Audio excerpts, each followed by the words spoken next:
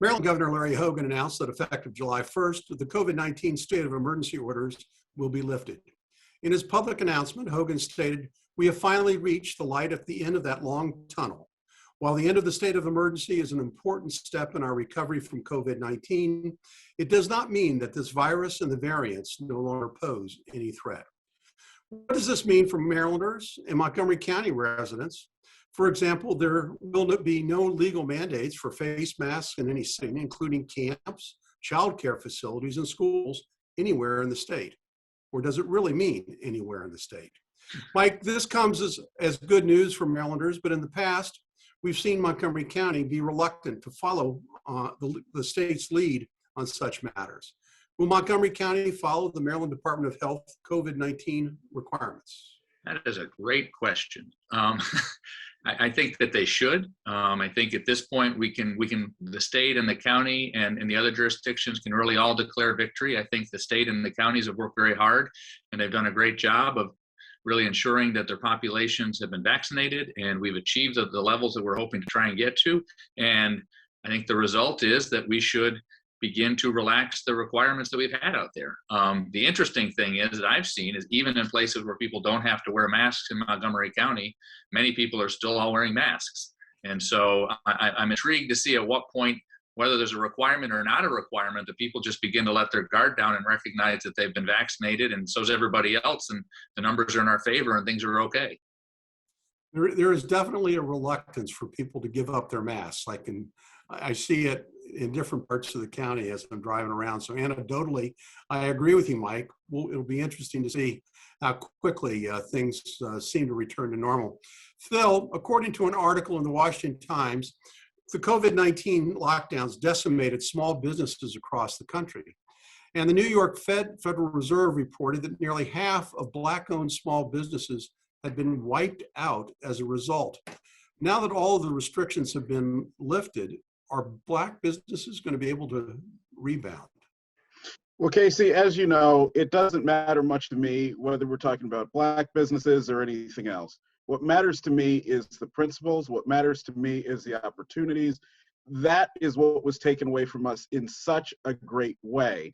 And one of the things that's irking me the most is that as we talk right now about the happiness with restrictions being lifted, we're forgetting about all the problems that happened in the first place. You know, I read an article the other day in Town Hall which talked about children who went to school and had their new face masks, new or recently laundered face masks tested. Those had staphylococcus, meningitis, and all manner of other dangerous, scary viruses in them. It's basically like wearing the bottom of your shoe on your face. That's the sort of thing that these restrictions have led to. That's what destroyed businesses. That created so much division among the American people for absolutely no reason whatsoever. It is a perfect segue, Phil. Yeah. Excuse me, we gotta cut you short for a second, because that's a perfect segue into the question I want to ask Mike, which is the news service Vox posed the question this way: California mandated masks, Florida opened its restaurants, but after a year of debates over mask mandates, lockdowns, and school closures, there's mixed evidence that might suggest fatalism. Did none of the state policies really matter? Or was the virus going to spread no matter what the states did? Was it all, as Phil might suggest, for nothing? No, I don't believe it was all for nothing. Was the virus going to spread? Yes. But did wearing masks keep it from spreading more quickly or more badly, and for us seeing more deaths than we would have seen? Yes. Mike, what is that based on? Mixed results? What is yes, that there based are on, mixed Mike? results. Where does that come from? Oh, where does what come from? Where does your assertion come from? It's almost interesting. Actually, it comes from the same article. It comes from the same article that so Denmark and Germany so far, we've seen what happened, that they had zero impact. University of Louisville, the same thing, zero impact. So please, where is your assertion coming from? My assertion is actually coming from the same article that Casey just quoted from, where it actually goes through 3 different places and 3 different health professionals who said that the masks actually did work, especially in closed environments. And the reason that we're seeing mixed results is because the application of those was sporadic across all of the jurisdictions. And unfortunately, you're going back to another famous argument of of your side of the aisle. I'm not picking an article about any side of the aisle. I think we're actually looking at what's public health and what makes good sense. Unfortunately, sporadic adoption is just another way of saying, no, it's not me, it's the other guy, it's his fault. That's where this is coming from, with absolutely no scientific evidence. The other guy, yeah. Well, I think this is the debate I think that we are all going to be experiencing, because we've all been traumatized for the last 18 months.